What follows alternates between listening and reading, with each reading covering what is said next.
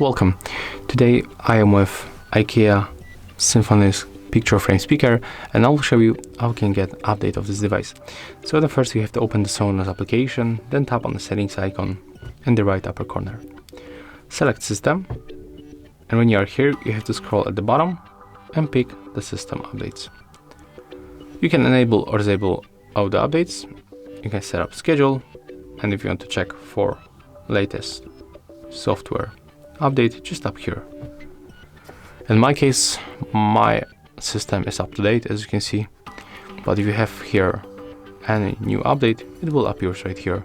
You will be able to tap on it and then just download and install by following the steps that you see in the app.